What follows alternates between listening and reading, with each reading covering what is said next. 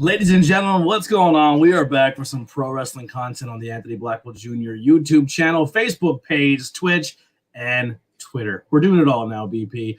Tonight we're going to be rubbing the magic balls, pulling out the tarot cards, and we are going to be predicting the future of 2023 in professional wrestling. Yeah, it's funny. In preparation for this, I went this afternoon when I was on the commute from work.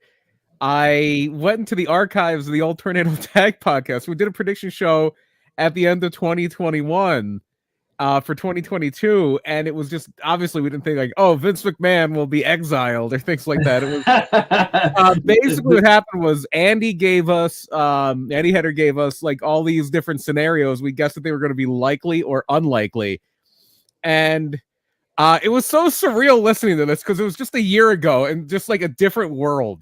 Or like, oh yeah, tell us some of the things that we were close or completely wrong on. Triple H, it's unlikely. It's a few of us thought it was likely he would leave WWE, and then he was running it for a good part of the. No, he didn't leave. He lost his position. No, that had already happened. He gained a position. Right. He gained a position in 2022. We thought he was going to leave the business. Some of us thought that Ring of Honor was just completely done. Like it wasn't going to come back. Who said it was coming back? I believe you said they wouldn't even do a show in March. Or no, Andy said they were done. Like they wouldn't even do the show in March. Like I was like, no, I think they'll do a show in March. I think you may have been the only one that thought they might get bought by another company.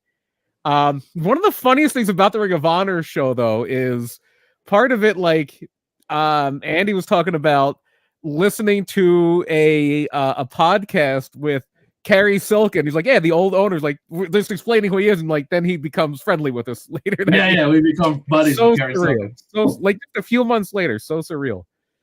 Yeah, so I don't mind my mess in the background. Ignore all that tonight. I got a brand new desk today. I put it together. I did the man thing. I put it together just by kind of looking at it but not reading. And then I was like, why isn't this? And I'm like, oh, because I didn't put it together right, because I'm a fucking stubborn piece of shit. So I had to go and redo everything and put it all together. But it's nice. I have a nice little setup here. I don't know how I'm going to do game streamings, but that's back there, my computer being here. So I have to figure that out. But so I have a lot got done. Some of my predictions I kind of dropped the ball with. But before we get into anything here tonight, let's take care of some housekeeping, some business. The intro music. That won't be a thing next episode. I do have the old Tornado Tag music. We are going to bring that back. I'm going to do a different intro. I'm going to use AI art, so artists out there don't kill me. I don't have money to pay for art, so I want to somehow put me and BP in the intro because it is our wrestling content thing. It's almost like the spinoff of Tornado Tag, essentially.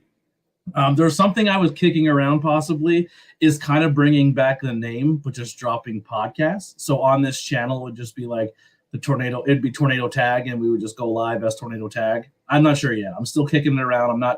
It is a little sketchy for me because it's not all the same people and the whole nine, but so I'm debating. I'm still figuring it out. Because as of right now, this is in a playlist called Pro Wrestling Content on this page.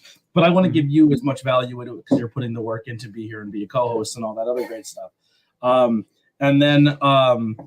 So that's kind of something I'm kicking around, as well as Banging Beers. Just have like a Banging Beers playlist, but I'm not sure. No. In professional wrestling, a retirement is permanent and can never be undone. That's just the rules of it. I'll retire unless that Saudi money comes, and then I'm coming back bald. Yeah, But but yeah, so so that's all up in the air. So. But anyway, the big push this year is, if you can, we have a Patreon. It is in the links below. I believe I should probably have the link memorized. I'll do that soon. But in the links below is a Patreon. It could be as low as $1. It could be as high as you want.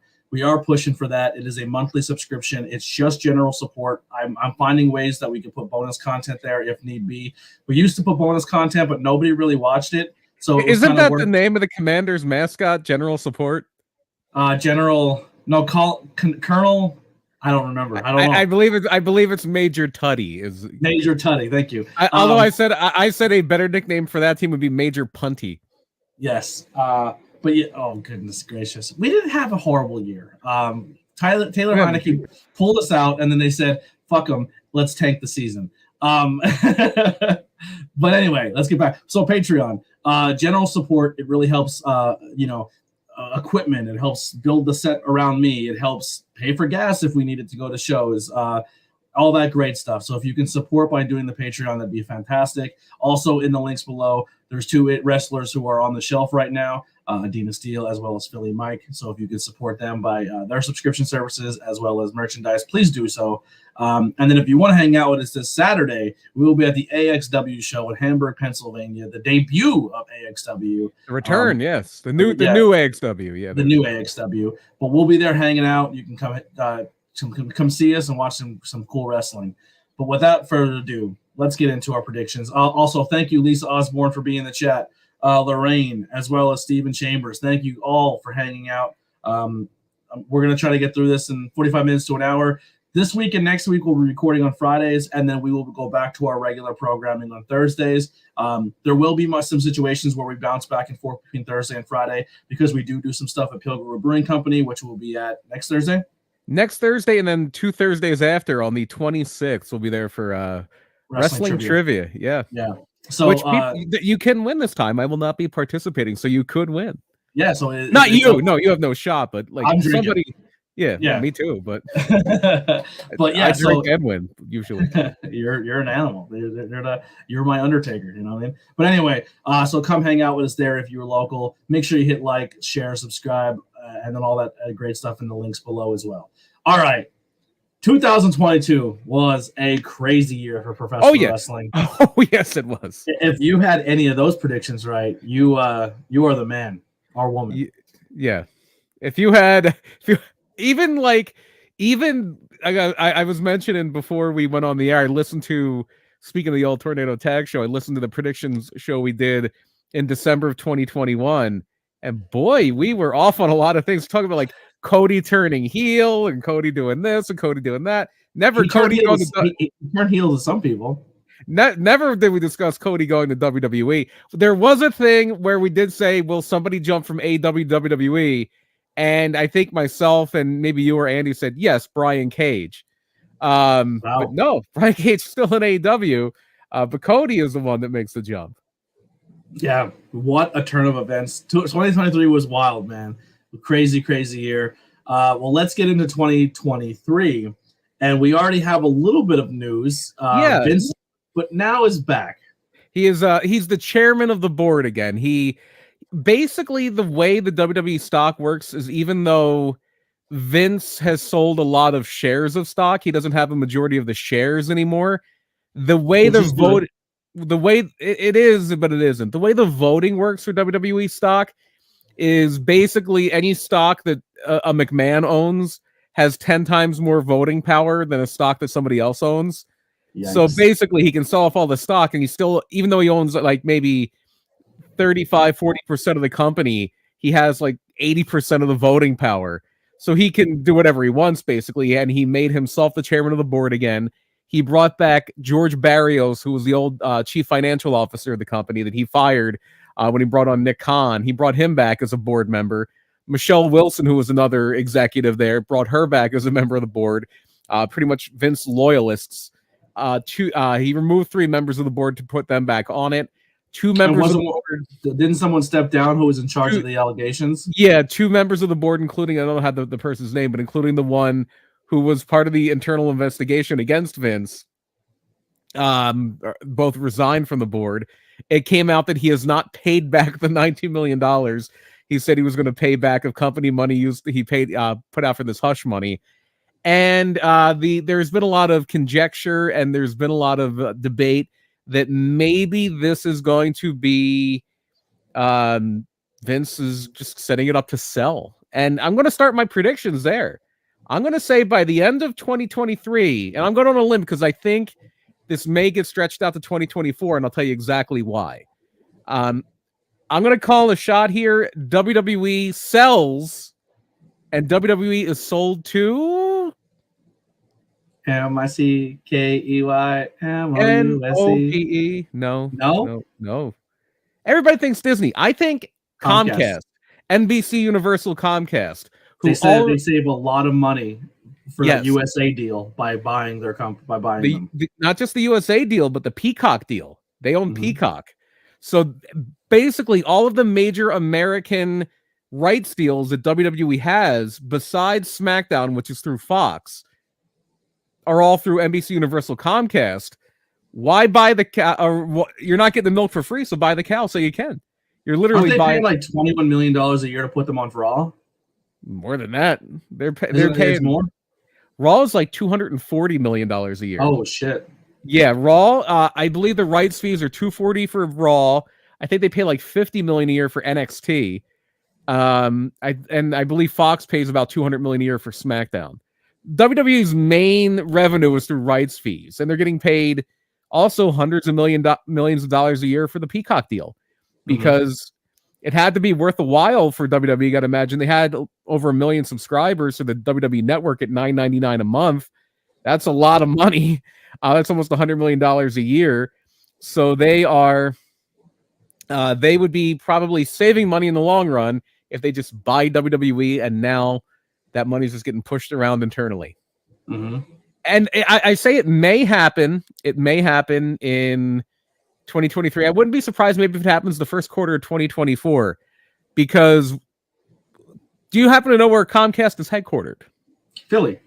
And where's WrestleMania next year in 2024? Philly. What a perfect time to announce it, right? And then I will not hear anything else. If this happens, it's no longer the New York territory. It is the Philadelphia territory, and Philadelphia takes its rightful place at the center of the wrestling universe. I agree with that. I'll take it. Yes. Philadelphia in 2023 is going to be a big spot again for professional wrestling. It's been a little bit. High Tension is putting their flag in the Philly area, so that's exciting. That's exciting news. So people in the chat saying that maybe Tony Khan makes a run at the sale, but I think what Brian's saying with the Comcast is most likely, if it's going to happen, that's the way it's going to go. The asking price is so high. I mean, yes, Shad Khan does have the money. Shad Khan has $6 billion. Shad Khan is not in the media business. Shad Khan is in the sports business he and the automotive business. Like, Shad Khan made his money making truck bumpers. Yeah. And then he's now diversified into the Jacksonville Jaguars. He owns a soccer team in the English soccer system, Fulham FC. And yeah, he owns AEW, but the AEW investment is in the millions or hundreds of millions. The WWE sale price is going to be into the billions. And Shad Khan, what, $6 billion is what it's estimated? And that's Shad Khan's net worth. Maybe it would be more than that, maybe closer to 4. Okay. They say when UFC sold for like 3 or 4 billion, that's when Vince maybe changed his tune a little bit about selling. He's like, whoa, I can get that much. Yeah. Here's a question for you. I think it's a no-brainer for Comcast just because of the $200 million. The whole $200 million just to keep Raw on their network alone. You don't have to spend that for 5, 6, 7, 8, 10 years. You make back what you spent. Yeah, you know what I mean. And it would make sense for Disney too. Disney is a possibility just because, then you can put Raw on ESPN. You could put SmackDown maybe even on ABC. You could put the network, the live streaming network stuff on Disney Plus or Hulu. If Comcast buys, do you think as soon as the Raw deal's done, SmackDown deal's done, it's off Fox? Not necessarily. They can make money. That's another revenue stream. Yeah. They can sell it to another. They can sell it to the highest bidder if they want. NBC Universal produces shows for other networks. Very famously, the show House that was on maybe like 10, 15 years ago, the medical show on Fox, was produced by NBC or distributed by NBC Universal. Yeah. It's rare. But it does happen. Yeah. So there's our first prediction. WWE sells to Comcast, a cable town, and Philly becomes the wrestling mecca. Yeah, it's no longer the New York territory; it's the Philadelphia territory at that point. Even though they're in Connecticut. Yeah, but it's right outside. Yeah, I think that's a safe bet. I think that's really good. Now, here's a question: is that good for WWE? People think they sell. No, it's horrible. You don't think so? just because then you're another part of the corporate. You're just another cog in the machine at that point. I doubt they would make wholesale changes. I'm sure if they do sell, they would probably keep the same. Maybe Nick Khan leaves because Nick Khan. There's been the conspiracy theory has been that Nick Khan has been there just to prep the company for sale anyway. Yeah. But as far as running day to day, they would probably lean on Stephanie McMahon. They would probably lean on Triple H. I don't know how much Vince would be involved. Well, here's where it could possibly go. Vince sells, and now he is completely out of the picture, and they can make changes and adjustments without him lurking all the time. Yeah. Then again, they say there was an employee meeting at Titan Tower today, not with the wrestlers, but with like the actual employees, like the finance people, the HR people, the actual like office people. And they said the day-to-day operations will not change. Stephanie McMahon and Nick Khan are still your co-CEOs. Triple H is still your chief content officer. They said that it's going to be business as usual, and that Vince McMahon is kind of there to kind of just get everything lined up for a next move. They even mentioned, and this would be the complete opposite of a sale. They even mentioned taking it private again, possibly, which would be they buy up all the stock and it goes private and it's just privately owned by the McMahons again. And at that point, that's when you have to worry like Vince is just going to take control again, because at that point, Vince doesn't have shareholders to answer to. He doesn't have to worry about a stock price tanking if he does say I'm taking over everything again, and if you don't like it, you can kiss my ass. Because if he does that now, the only thing that's bad can happen is he can lose a lot of money because the stock price tanks. Yeah, and then stock price actually have to hire a hitman at that point. The stock price, well, maybe they'll hire the hitman. Yeah. He already knocked Vince out once. But no, the stock actually went up today because people think they're going to sell, and usually when you sell, it's good for the shareholders because they get the stock split. Yeah. All right, our next prediction. This is a little more of a wrestling related, not a business related one, but I have the Bloodline, and we'll get into this, not counting Sami Zayn because I don't think he'll be a part of the Bloodline at this point. The Bloodline ends WrestleMania without any titles. The Usos and Roman end WrestleMania Night 2, not champions. Okay. I think Roman leaves with one title after Mania, not two. They're talking Roman might not even go into WrestleMania. That's a rumor too. And they said one of the guys who might be the guy who takes the titles off him now may have blown his knee out and might not even be at Mania. Oh, Rollins? I saw he was there. Yeah. Yeah. That's definitely a possibility. And that's the injury bug hitting because AJ Styles has a broken ankle. Now Rollins is banged up. And they're saying that everything hinges on The Rock. I think The Rock knows how important WrestleMania is, and if they were this far into the game, The Rock knows what he's doing, and I think he's made it I think they know backstage what's happening with The Rock, if he's doing it or not. Yeah, it seems like The Rock is plan A, Cody is plan B. It seems to be the way they're discussing it. Now, there's a theory going around. Tantalizing Tony's leaning very heavily on it, and so is some people on the internet. Brian, you are, I would say, the most intelligent wrestling mind that I know. Oh. What are the odds-on chances Sami Zayn beats Roman Reigns for the Universal title at WrestleMania? I think his odds of winning the title from Roman at Mania are only very marginally higher than my chances of beating Roman Reigns for the heavyweight title. And why is that? I don't think they see him as a main event level guy. I think they see him as incredibly entertaining, and he is. I think they see him as a great piece of the puzzle, and he is. I don't think that anybody in that company sees Sami Zayn as the guy to end the biggest title reign they've had since Hulk Hogan in the 80s. I just don't see them connecting Sami Zayn to that dot, no matter how great he's been, and he has been great. I don't think you go from losing to Johnny Knoxville one year to beating Roman Reigns the next year, no matter how good of a year you had. Agreed. It just does not compute. I believe, and Steven Chambers in the chat just said it, I believe Sami Zayn's role at WrestleMania is that he and Kevin Owens defeat the Usos for the tag team titles. I believe that's the Sammy's route going. I'm going to. Now, who is that guy that beats Roman and takes the title? Well, I think we've discussed this before. We're talking about The Rock. We're talking about Roman Reigns. Just a great lineage there. Yokozuna was a world champion from there. That the Anoa'i dynasty. The Wild Samoans were one of the great tag teams of all time. Just the lineage of wrestling in that family is incredible. But wrestling has more than one royal family, and that's what you got to remember. And that's just winning the title. And now the reason I bring this up is because here's how I'm not the biggest Cody guy when it comes to character. As a person, I think Cody's a great person. I think he's going to do amazing things. If I owned a company, I would lean heavily on him because he brings something to the table that you haven't seen in wrestling since John Cena. He's that guy you can market. He's that guy you can send out and do the Make-A-Wishes. He's that guy you can put on the cover of the video game, on the cover of your poster, and on your cups and on your merchandise. Yep. I love Sami Zayn, but he's not that guy. He's not going to bring you in the money Cody is going to as a world champion. Sami Zayn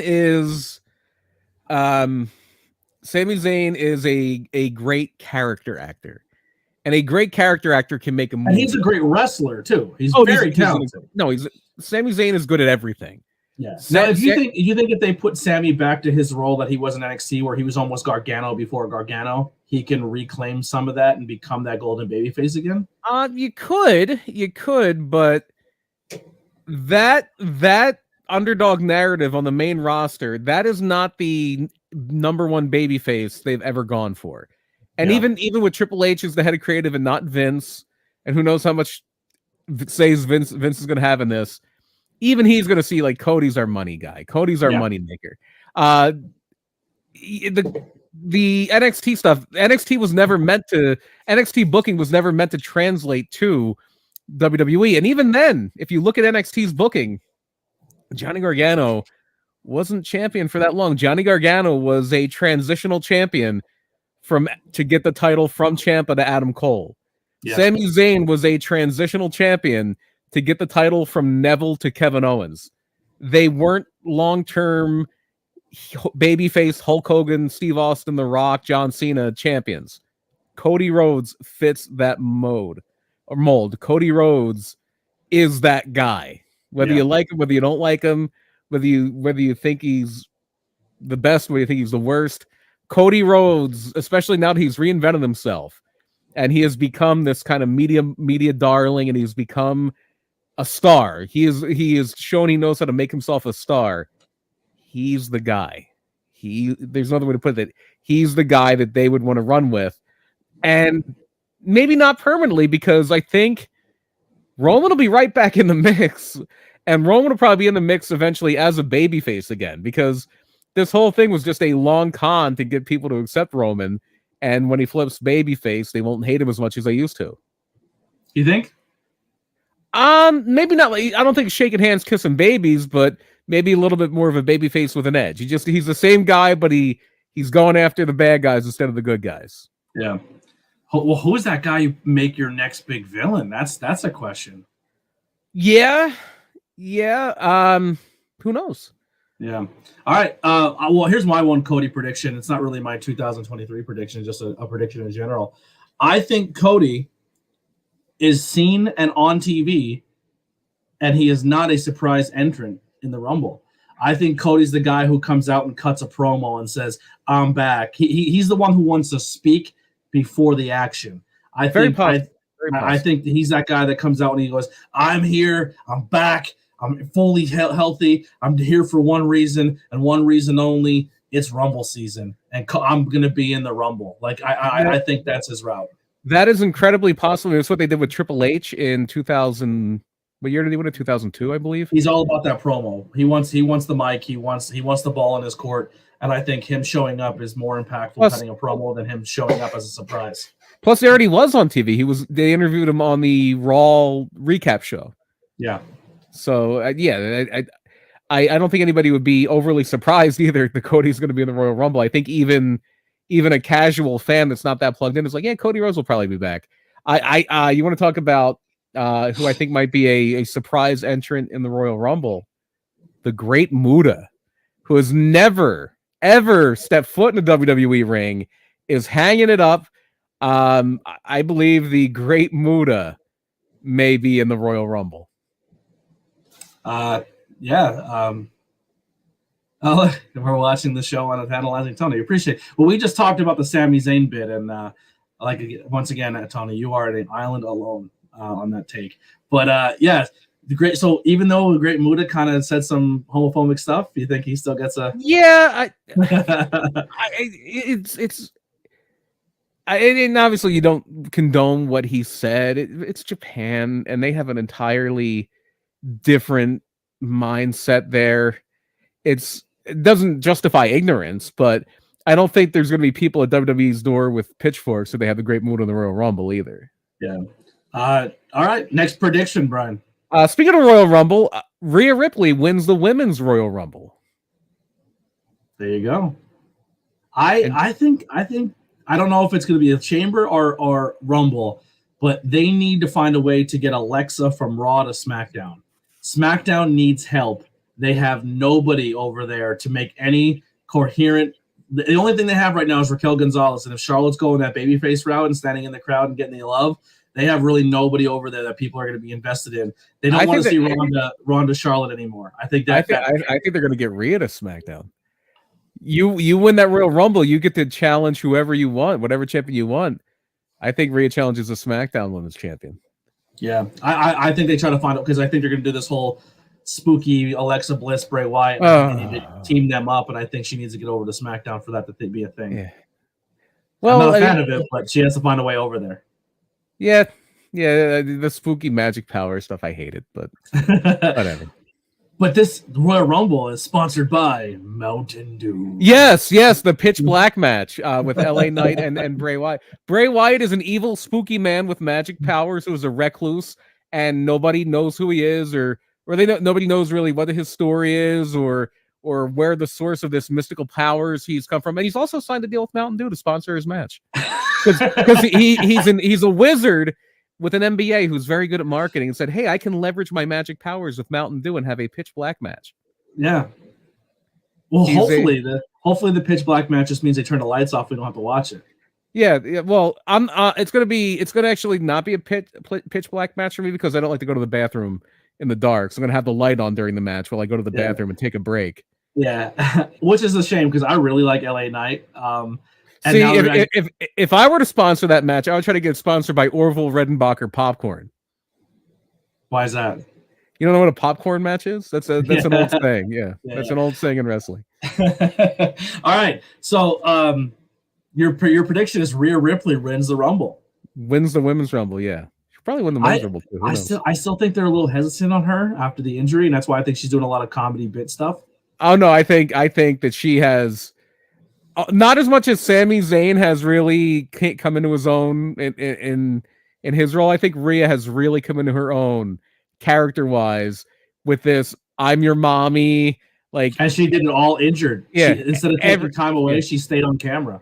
Everybody, men and women, want me, but are kind of intimidated by me. Rhea has had a great year, and I think it's time for her to really take her spot at the top of the division. Rhea Ripley. We've been saying this forever as a joke, but not joking, that Charlotte should be doing what Rhea's doing, where she kind of leans into a sexuality a little bit.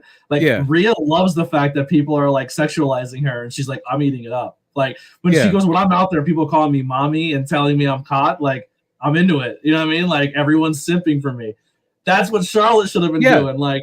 I'll take you and I'll take you back to the hotel room. Woo! You know what I mean? Yeah. You can't even handle it. You can't even handle it.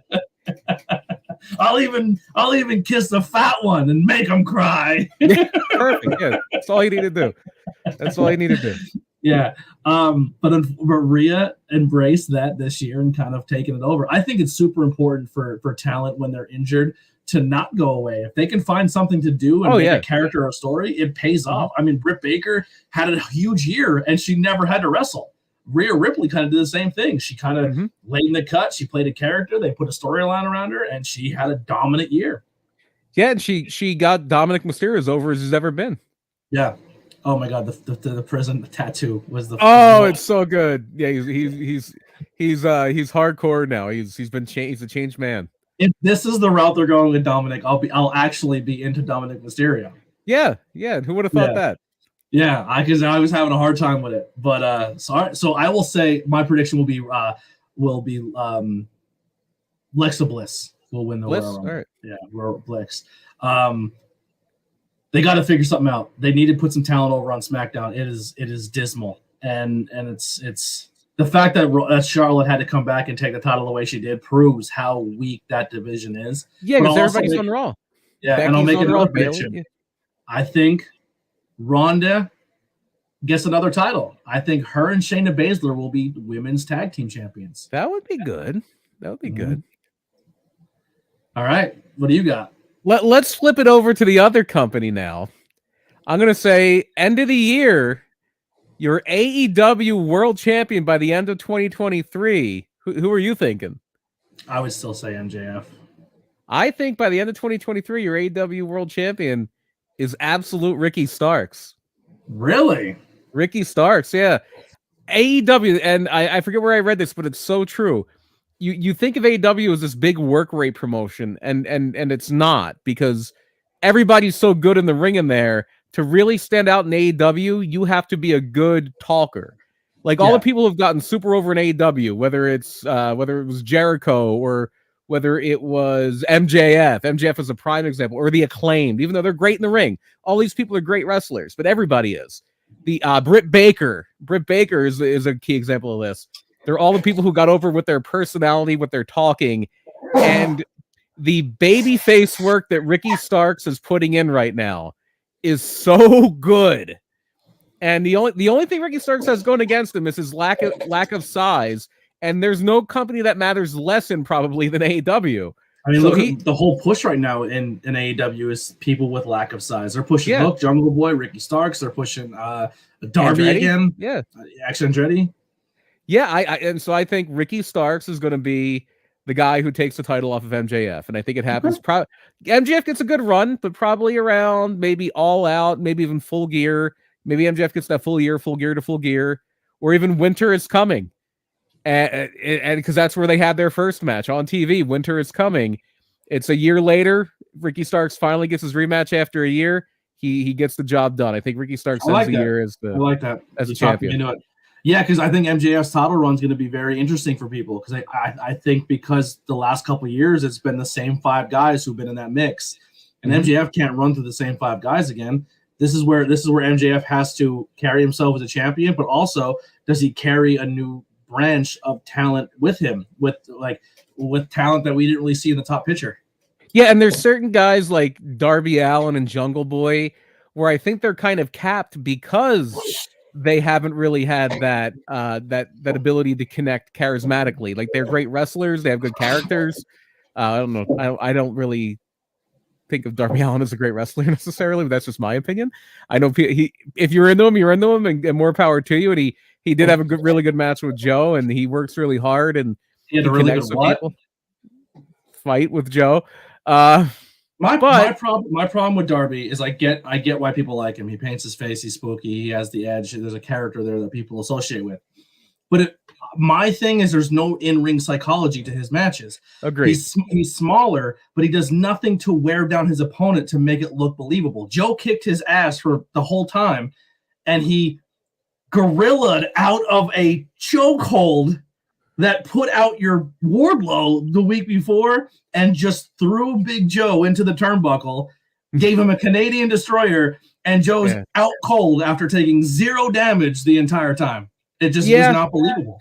Yeah, psychology is not a strong suit, but but the fact that him and Jungle Boy and those other people you see as the up and comers, they don't really have that verbal ability like a Ricky Starks. I think that's going to put Ricky Starks at another level. My headphones all of a sudden got really loud after blowing my nose. I was like, why can't I hear very well? That's been fixed. I guess just blockage. But Stephen Chambers says WWE interested in Jay White and Haku's son. Hikuleo, yeah. Well, it looks like it might be more Hikuleo. There was this whole thing the night after Wrestle Kingdom. You're insane if you get rid of Jay White. No, Jay White's amazing. The thing is, Jay White might want to go. They might not have a choice. But what's emerged because they're doing a thing now where Jay White challenged Hikuleo to a loser leaves Japan match, and everybody's like, "Oh, Jay White's leaving," because people know that AEW would love to have Jay White full time. People know that WWE would love to have Jay White full time, and people are like, "Oh, Jay White's gone," but now it's emerging that WWE is interested in Hikuleo. I believe he's Donnie Fatu. He's Tama Tonga's and Tongaloa's brother. Tama Tonga's actual brother, I believe, and Tongaloa is their adopted brother. They were adopted by Haku. But it looks like it's actually Hikuleo because Jay White apparently has 2 years left on his New Japan deal, is my understanding. Yeah. Right now, so I watched my first ever New Japan show. I still haven't seen all of Wrestle Kingdom. I've been trying to catch up, but I've been busy. Some of my complaints are still there that we've talked about before of things that I thought of the company. They're still there with after watching. I still think it's great. It's not. They're not trying to be American style wrestling. So if you're expecting that, then you're going to be disappointed. Yeah. But I will say this: when I think of some of the best workers and best wrestlers in the world, I think the match for me that's an absolute dream match that I think them as a program would be together would be absolutely box office and just insane would be Jay White, Seth Rollins. Yeah, they've drawn comparisons to one another before. They are Jesus. Jay White. I honestly wasn't that impressed with Okada, but Jay White really impressed me. And therein lies the beauty of Okada. Yeah, he makes everybody look great. He makes everybody look amazing. Osprey Kenny, fantastic match. The only problem is they did stuff to each other for 25 minutes that should have ended a career, let alone a match. And they just kept kicking out of it. That took me out after a while. Well, that's every Kenny Omega New Japan match. It's just too much. It was too much. I was like, are you kidding me? Like an exposed turnbuckle, not once. No, we just watched an exposed turnbuckle take Joe out. But he exposed turnbuckled him on his face, then on his face again, and then exposed turnbuckle V trigger, and Osprey just like beep. I was just like, what? And then they still went another 25 minutes after that. They call them New Japan kickout matches for a reason. And another thing that bothered me, and I guess this is just from watching so much wrestling and be there. So, the referees 2 to 3 counts got so predictable because they do it so often. Like you can tell when it's a 2 to 3 and it's a finish, or where it's going to be a false finish. You know what I mean? Mm-hmm. Those small things were tough for me. But I found my New Japan star that I think. Yeah, you're a Jay White guy. There you go. Not just Jay White. Oh, okay. I'm going to mispronounce his name, so you may have to help me here. Ishimura? What's that? Ishimura? Ishii something. I thought that was Ishii. He was the Bullet Club guy that was in the 4-way for the junior heavyweight championship. Oh, I can't think of his name.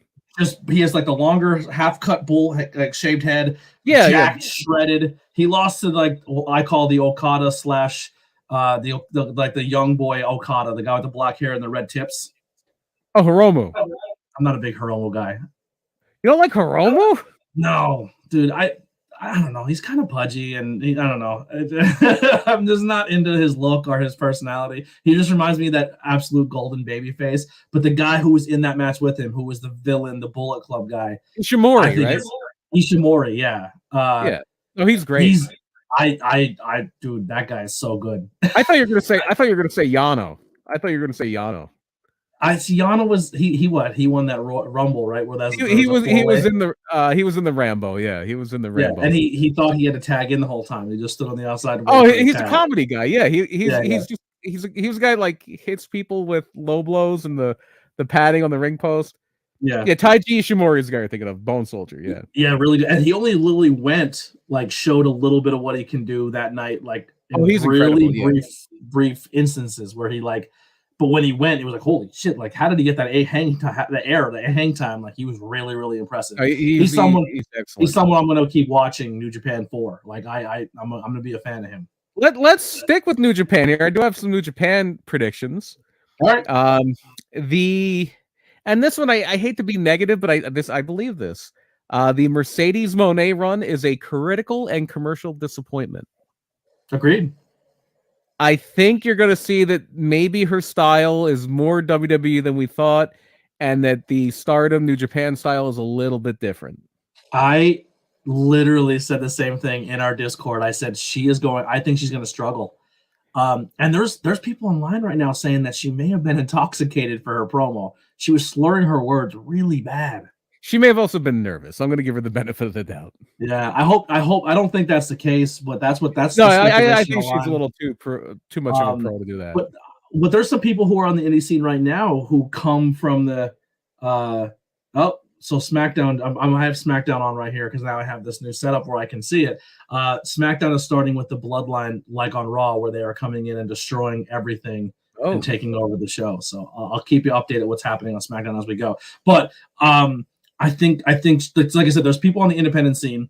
Maybe the guy who's been most dominant on the independent scene, talking to some people backstage, where he says he still has to very structure his matches. He has to kind of cater to what the WB system has been for him on the independent scene because he is so used to that for so long.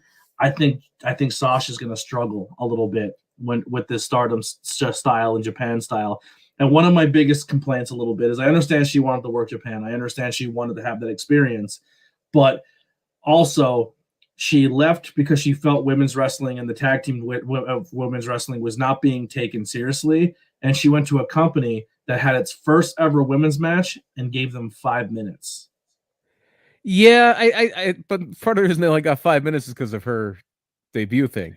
That whole thing is because they're trying to sell the show in California, which is going to be is basically a pay-per-view. You have to have New Japan World, and then you have to pay like $23 on top of it to get that show in February. Really? Yeah. Oh boy. I don't know how good that's going to do. So one has entered the arena. Go ahead.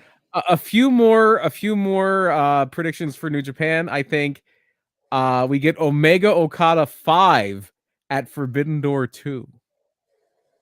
So does Omega hold 2 titles? Maybe they're going to unify them again. Maybe it's going to be the IWGP US title and the IWGP World title versus title. Okay. And maybe we do that to get rid of that awful IWGP World title and get a good belt. No, the Intercontinental title that's gone. That has been folded in the IWGP title. Okay. I like that prediction, and I think the reason that happens is because I think we come close to the end of 2023 with a new IWGP World Champion. It's very possible. And I think my prediction is I think this leads to Will Ospreay becoming finally the heavyweight champion of New Japan Pro Wrestling. He has been champion before, but I think he beats Kenny. I think that storyline of him being so defeated and upset about that loss, I think he becomes the big golden babyface in Japan to beat the heel Kenny. So I think he wins the G1 and maybe he beats Kenny, maybe he beats Okada. But my Will Ospreay prediction is he wins the G1, which would make him only the second Gaijin, only the second non-Japanese wrestler besides Kenny to win the G1. Yeah. All right. And actually, that would be a perfect story. The only 2 non-Japanese wrestlers who ever won the G1 against one another. Yeah. That would actually be an amazing story. Let's make our prediction that we probably made last year on Tornado Tech Podcast again this year. Do we get Daniel Bryan in New Japan Pro Wrestling? You would feel like, yeah, you would have to.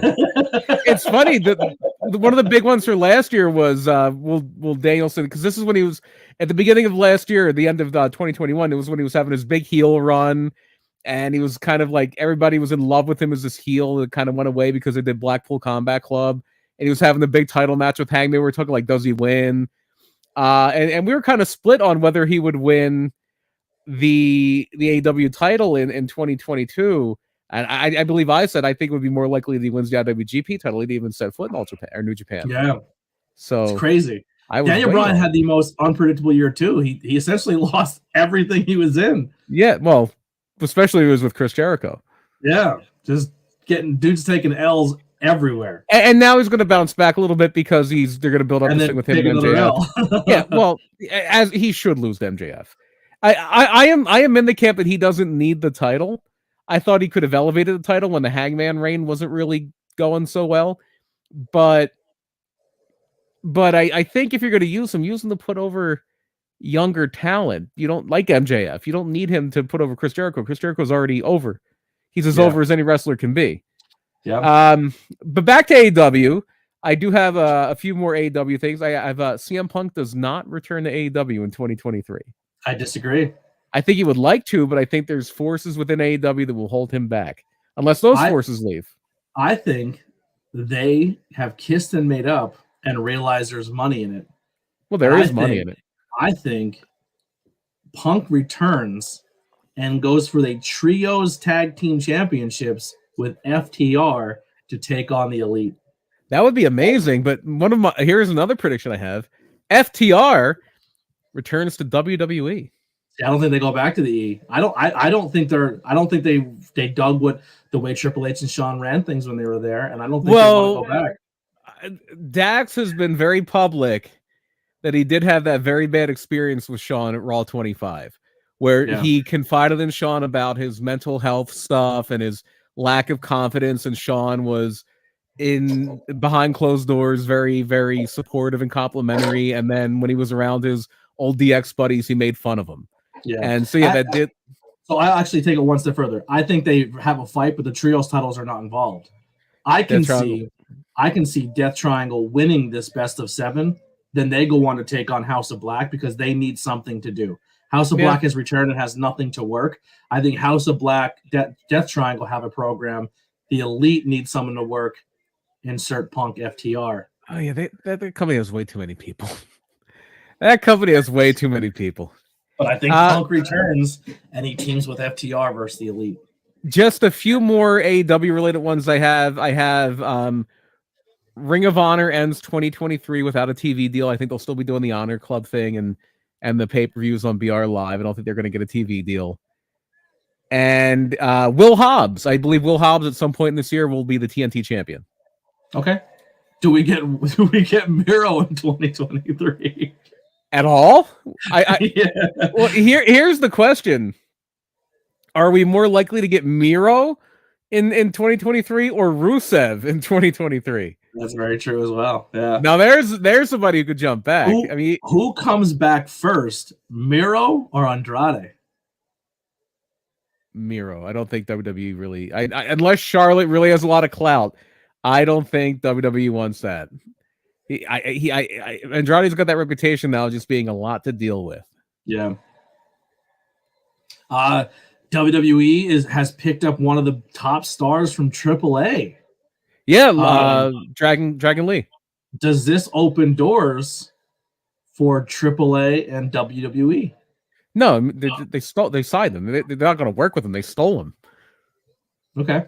It's not going to open any more doors than when they signed Mystico from CMLL. Yeah. Another interesting bit is that happened at New Japan. Wasn't put on the pay-per-view, but was talked about on their social medias and stuff. There's been a collaboration of craziness in Japan. It looks like New Japan and Noah are going to be working together in 2023. Yeah, that'll be on that show in California. And they worked together for a while. New Japan was kind of quietly almost booking Noah before I forget the name of the company that owns Noah now, but they also own DDT. Mm-hmm. But Noah, and that might be a Muto thing too, because Muto is office in Noah. But for a while, Noah and New Japan were very, very hand in hand. No, they did New Japan versus Noah as Night 3 of Wrestle Kingdom last year. So they've had a really good. There's a lot more Forbidden Door type stuff that happens in Japan. A lot of companies do tend to work together more than they do here. Mainly because WWE has always been very, very closed off to it until very recently when like Mickey James won the Rumble last year, and that was a big deal. Yeah. I don't know if you'll see like Okada in the Rumble, but maybe you'll see like I don't know who would be a big draw to the audience there, but everyone thinks Jay White's going to be in the Rumble. I think it's going to be Muta. I don't know about Jay White. I think it's going to be Muta. Yeah. But yeah, there's always been a pretty decent worker like Suzuki-gun. Does Muta come out, and then later on, Keiji Muto comes out? No, Keiji Muto never really had a presence in the United States, where Keiji Muto is the more popular version of him in Japan. where he would be the Great Muta now and then, it would be like if he got pushed too far, maybe Muta would come He's like out. the demon to Finn Balor. Yeah. But yeah, where here he was almost exclusively, or not almost, he was, except for when he was first on Excursion, he was the White Ninja. He was the Great Muta here. The only other, this is more of a WWE one. One last prediction I have is Becky Lynch ends 2023 with 1 foot out the door of the wrestling business. Really? I think Hollywood might be a call-in. She had a role in the Eternals, which I believe was cut, but the producers were very impressed with her work, and they might have been like holding her off for a bigger thing later down the line. And she's playing Cyndi Lauper on Young Rock. She's getting these acting really well gigs. as Cyndi Lauper too. Right. I think she's a star. She's a star, and if Hollywood sees that and she's getting that MCU money, and her daughter's getting a little older, and maybe she's thinking I might play in the MCU. I forget who she played, but she was in the Eternals. She was physically in it. I think her scene was cut, but I don't know who she played. Oh, man, I'd kind of like to see her in X-Men. Because Jean Grey. Maybe like a Jean Grey, yeah, maybe. Oh, she was set for a role, I believe. She had some unused scenes. Yeah. So, here's a prediction or a question. Mania. Mania gave us one of the biggest ideas of this year. We're possibly might be getting The Rock. We might be getting Cena. Some other names have been kind of kicked around. They're starting to pull back the curtain a little bit, saying, when Sean was offered some matches that he turned down, but he's not fully, maybe not turning them down, or maybe having these one-offs where they don't come out of retirement for a run, but they come out and have a one-off at a Mania just to put over a talent. I feel like if Sean was to do that, he would do it for like an NXT kid, like Carmelo Hayes or something. Okay. I once again wouldn't hate that at all. Do we get another Austin match either at this Mania or next year's Mania? Next year's Mania would be fun. I plan on being at next year's Mania, so that would be fun. I have a wild prediction, and it has nothing to really do with this one because next year's Mania would be 2024. I think we get the match we never really had with Austin. I think we get Austin Lesnar. I think they both really want it, and I think it finds a way to get done. I don't know if Steve Austin's body wants, and he'll be like probably 53, 54 years old. I don't know if his body wants Lesnar. I think he finds a way to get it done. I think his mind wants Lesnar. I think his body's like, no, I'm good. Here's a little fun fact though, because like I said, I do plan to be at WrestleMania next year. I've been to 2 WrestleManias before, and they share something in common. Both WrestleManias I've been at, The Rock has lost the WWE title at WrestleMania. Interesting. So maybe The Rock finally does come back, but it's not this year; it's next year. Interesting. All right. Any other predictions? Do you have? That was all I had. Was all. Any names coming back this year? There's a lot out there right now that people are thinking. When it comes to people returning to wrestling, Nick Aldis is being thrown out there. Well, he's not retired; he's just in between companies. I think the best place for him. Yeah, I think the best place for Aldis, if they want him, is WWE. I think he would do well there. Kurt Hawkins just re-signed at Impact. Cardona's still available. Chelsea Green's still available. All this is available. FTR is up in the air of where they might go. Dustin Rhodes has a year left to go in his contract. Andrade, Miro, some people. We haven't really heard anything about Kota Ibushi. Yeah, it was funny because I watched a little bit of New Year's Dash, and when Kenny comes out as part of the main event, and they're like, who's his partner going to be? Like, is Kota coming back? I know he's really at odds with New Japan, but is Kota going to? And then Okada comes out. Yeah. This year we're also supposed to be getting the debut, right, of 2023. We're supposed to be getting NXT UK, but not UK. It's NXT Europe, yeah. Also, there's NXT is forming a Australian branch, a Japan branch. This was a Triple H plan from a while back, and then NXT lost a wrestling war, and those plans got reined in real quick. Supposedly they're still in talks about bringing it back. But who will be the inaugural NXT European champion? The greatest European champion of all time, D'Lo Brown. I love it. The champion of Europe. I'm just kind of going off a website here. Do Darby Allin and Sting break up this year? The only problem with that is who do you turn heel? I guess Darby maybe has a heel run somewhere. Yeah. And if you would get heel heat by turning on Sting, but you can't really have the payoff unless you think Sting can do a singles match with him. Like Sting, Yeah. Sting does a lot for a guy his age and with the injuries he's had, but they usually do hide him in like 6-man tags. Yeah. And then let's just end the year with some WWE once again. Oh, Stephen Chambers says Sanity comes back. I would love that. Big Damo is probably one of the nice human beings I've ever met in my life. I love Big Damo. And I would love for him to be on my TV again. I'm very happy Bronson Reed's even back. though Big Damo was very, very rough with my good friend Tom Phillips. He was. Yeah. Tom Mitchell. Tom Phillips. Yeah. My buddy Tom Mitchell. I'm happy Bronson Reed's back. I'm excited for that one a lot. Again, another really cool guy. But yeah. Not Jonah. Big Damo may have thrown Tom Mitchell around a little bit. Tom Mitchell got thrown around so much by Big Damo. He's like, this interview stuff is too dangerous. I'm becoming a wrestler. Yeah. So I told Damo at PPW, I said, dude, it's only a matter of time. You're coming back. Sanity's going to be a thing again. And he goes, no, I doubt it. And I go, I don't care what you say. It's happening. Like, as we were leaving the arena, and I said, yeah, man, great. Thank you again. Because that was like the second time I worked with him. Such a sweet guy. So I was like, dude, we're gonna see you on TV again. I'm gonna be buying a brand new Sanity T-shirt in 2023.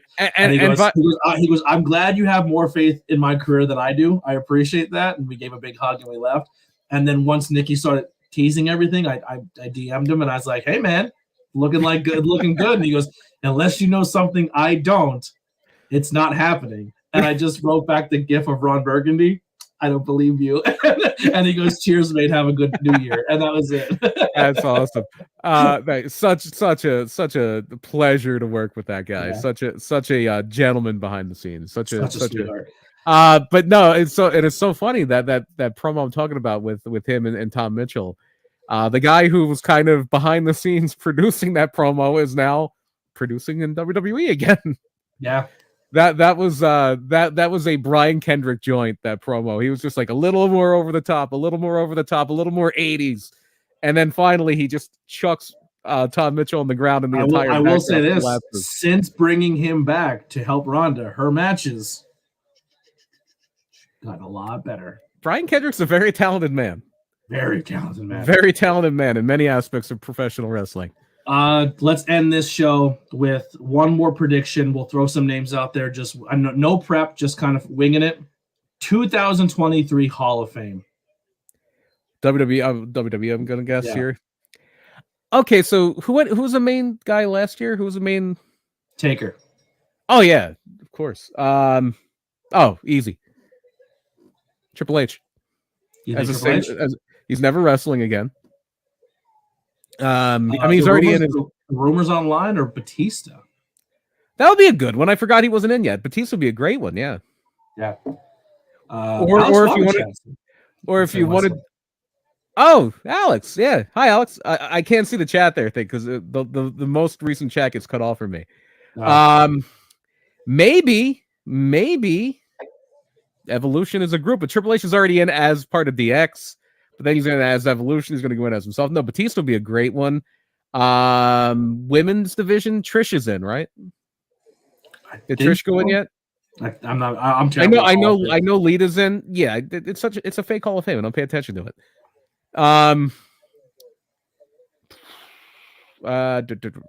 The one guy I've always said, why is this guy not in the Hall of Fame? Old school guy is Rick Martel. Why is Rick Martel not in the Hall of Fame? Makes no sense to me.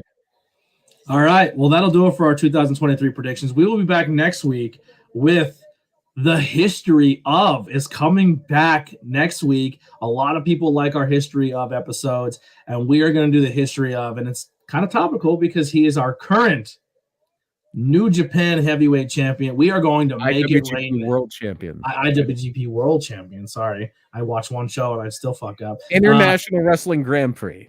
We are going to make it rain next week, and we're going to talk about Okada, the Rainmaker. We've already done Tanahashi, so now we're going to do the if I'm not mistaken, we may have done Okada years ago. Really? But, I think we may have. Whatever. what's Tornado Tag? It doesn't exist. Yeah. It's dead now. But yeah, we're gonna do a history of. We might have some people join us. It's dead, and we're bringing the music back. Yeah, where it's dead, but the music coming back. But yeah, Brian, what do you got to plug? Tell people about your podcast. Murder My Dude. I forgot the hat. We did put out an episode last week. We do it bi-weekly every other Friday. Better wear that fucking hat. We did an episode on the Times Square Killer, and it came out on the day before New Year's Eve. It came out like January 30th. How come? This is a weird question. How come he doesn't get more acknowledgement as one of like a high body count? Because a lot of them are hypothetical. I think there's only like 12 or 13 confirmed, and he's saying like 80, 90. Yeah. So a lot of it is because they don't have names attached to it, and he's still kind of revealing them. He's having a blast with it. He's just staying relevant. He has someone to talk to, you know. Yeah. Who may or may not be his daughter. Yeah. A great episode. Go check it out. We have one coming up this coming Friday. I have no idea what we're talking about. I should probably get on that. We're recording it in about 3 days, so I should probably get it done. It will be an episode about murder and dudes. And, yeah, there'll probably be a dude in there. My. Oh, my. Yeah. Oh, my. But, make sure you check out all the content on Murder My Dude. Check them out at all podcast apps. Leave a 5-star review and say you heard it from Actually, we've been bandying this about, I think, not 100%. We'll get it official on the next episode. I think we might be doing the Chicago Tylenol murders. We've been talking about that one for a while. I think this might be the week. Okay. Episodes coming up. I just had Rasha on the Macedon, talked about Smash Master Wrestling, had JS Hawthorne on, which was a great interview. So those are out right now on all social media apps. If you go listen to them audio in your car, if you're driving back and forth to work, leave a review. Hit a 5-star review. Helps out a lot. The audio, we're getting really close to 200 plays on the audio side, which is crazy because it's only 3 months in. Subscriptions on YouTube, we are closing in on 450. So if we can get 500 by the end of the month, that'd be sick. We're 6 days in and we're already close to halfway there. And we'll give a quick show off right now who we got next episode. Damon Dante. You finally got his name right. Yes, Damon. Yeah, Damon Dante. I've been saying Damien the whole time. Damon Dante will be episode 15. That'll be earlier in the day that day. And then later on that night, Kevin Skiffington, as we know, Skiff not dead. Yeah, no longer dead. Brought back to life. Thank you, Erica Lee, for that. We're going to be talking probably with him in stand-up comedy as well as some very cool, things going on with Camp Leapfrog. Another thing to plug really quick between now and the next show. The reason we're not going to be on Thursday next week, we kind of brought it up in passing, but if you're local, if you're in central Pennsylvania, if you're in especially the Schuylkill County areas we are, you and I this coming Thursday the 12th will be at Pilgaroo Brewing in Pottsville, Pennsylvania, just hanging out with our pro wrestling club. We're still formulating on how this is going to be a thing. It's essentially right now just a hangout. We just kind of meet at a bar one night and drink and watch TV. Well, the last time we did it, it was so funny. The last time we were supposed to do it, a few of our regulars were under the weather. You didn't have no. You didn't have this didn't snow this night. You didn't have access to a car. So the pro wrestling club wound up being me and Tony Depp just sitting around talking about wrestling for 2 hours. It's great. Which, you can't go wrong with that either. Yeah. Yeah, that was fun. Tony's really fun to talk wrestling. Oh, he's hilarious. Yeah, he's great. Yeah. Tony just had a match, I believe, last weekend with Nick Gage. Yeah. Oh, yeah. GCW title match. Yeah. And Masha Slamovich won the Rumble, so she will be taking on Nick Gage. Yes, and I saw there's a giant face-off with Gage and Maki Ito. Yeah, Maki Ito is now in the MDK gang, and she took on Allie Catch. Well, because I know she had a dark match with WWE. You had, and I don't think she's been involved with GCW for a bit, but Kylie Ray was part of it for a while. She was Murder Death Kylie. Yeah. Also, going on right now. What the fuck I was just about to say? Oh, hilarious story. So we're out at the gas station, me and Philly Mike. I took him to physical therapy, and then we stopped at the gas station because Philly Mike is the embodiment of independent wrestling. This guy, he sees gas stations and he's like, I got to eat everything on that menu because I need to know if it's, you know what I mean? Like that. Yeah. Mike embodies, even if he doesn't have to. He's just like, I got to go to the gas station. I got to get some, like he orders like. Oh yeah, well, we're totally hitting up Rudders tomorrow after AXW. Yeah.